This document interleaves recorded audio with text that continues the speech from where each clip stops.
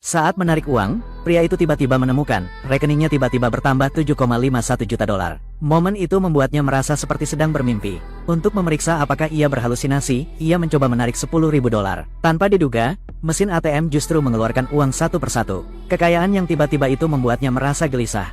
Ia segera memasukkan uang itu ke dalam sakunya. Ia juga dengan baik hati memungut beberapa lembar uang kertas yang jatuh dan memberikannya kepada orang yang lewat. Lalu ia berlari pulang secepat mungkin. Tetapi apakah itu benar-benar sesuatu yang jatuh dari langit? Setibanya di rumah, pemilik rumah meneleponnya kembali.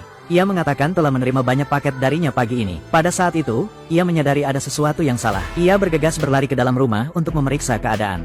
Melihat ruangan yang penuh dengan paket besar dan kecil, pria itu tidak dapat mempercayai matanya. Ia perlahan membuka sebuah paket dengan curiga. Namun, apa yang ada di dalamnya membuatnya terdiam. Karena paket itu tidak hanya berisi pistol militer, tetapi juga banyak peluru dan bahan pembuat bom. Bahkan dokumen rahasia pun disembunyikan di dalam paket itu. Firasat buruk tiba-tiba menyergapnya. Sebelum ia sempat bereaksi, telepon tiba-tiba berdering. Halo, FBI sedang menuju ke rumahmu. Tinggalkan rumah segera.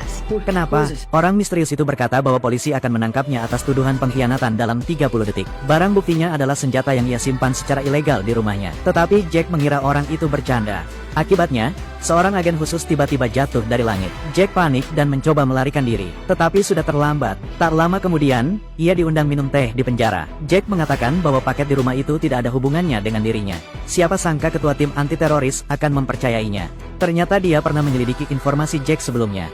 Dia tahu bahwa Jack adalah seorang pekerja keras. Tetapi adik laki-laki Jack berbeda. Ketua tim menduga bahwa adik laki-lakinya telah bergabung dengan organisasi teroris. Adikmu orang yang ambisius. Dan semua senjata di rumahnya adalah milik adik laki-lakinya. Mendengar ini, Jack tertawa. Karena dia baru saja menghadiri pemakaman adik laki-lakinya pagi ini. Adik laki-lakinya mengalami kecelakaan mobil dan meninggal beberapa hari yang lalu. Jack menyuruh manajer untuk melepaskannya, karena semua yang ada di rumah ini sama sekali tidak ada hubungannya dengannya. Tetapi manajer mengira dia berpura-pura bodoh, dan menyuruhnya untuk tinggal di rumah dan memikirkan apa yang telah dia lakukan baru-baru ini. Pada saat itu, orang misterius itu tiba-tiba memanggil lagi. Aku sudah menyuruhmu lari, tetapi kamu tidak mendengarkan. Kemudian, orang misterius itu menyuruh Jack untuk segera berbaring di tanah. Sebelum Jack sempat bereaksi, sesuatu yang mengerikan terjadi. Mendengar keributan itu, sang manajer pun berlari menghampiri orang-orang itu. Pada saat ini, layar LED besar di seberang tiba-tiba mengirimkan perintah, menyuruhnya untuk segera melompat turun dari sini, karena ada pasukan khusus bersenjata di belakangnya. Jack tak punya pilihan selain melompat turun. Berkat gedung itu, ia meluncur turun ke rel di bawahnya. Saat itu, sebuah kereta api hendak melaju kencang.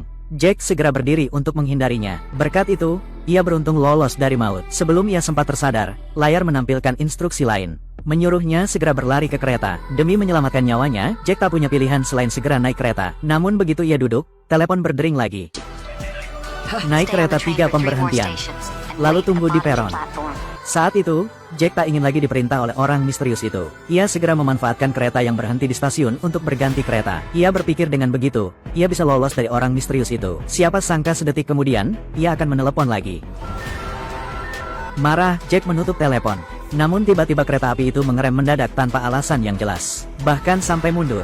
Melihat orang misterius itu menelepon balik, Jack terpaksa menjawab telepon. Sudah kubilang tetap di kereta. Siapa kau?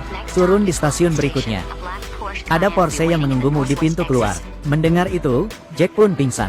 Ia langsung kehilangan kesabaran dan menutup telepon. Siapa sangka sedetik kemudian, telepon orang-orang di sekitarnya berdering bersamaan. Pria bermantel hitam di gerbang keamanan itu teroris. Halo, itu dia. Melihat semua orang menganggapnya teroris, Jack dengan enggan bergegas keluar dari stasiun kereta bawah tanah, lalu masuk ke Porsche yang diatur oleh orang misterius itu. Siapa sangka begitu ia masuk ke dalam gerbong, wanita di dalam gerbong itu tiba-tiba berteriak kepadanya. Ternyata Lisa juga menerima perintah dari orang misterius itu. Ia datang ke sini untuk mendukung Jack. Putranya diculik oleh orang misterius itu. Jika dia tidak melakukannya, dia akan membunuh putranya. Begitu keduanya berdebat, suara orang misterius itu terdengar dari sistem navigasi, menyetir. Begitu dia melihat jendela mobil tertembak, Lisa tidak berkata apa-apa, menginjak gas dan melesat pergi. Pelarian hidup mati terjadi di jalan.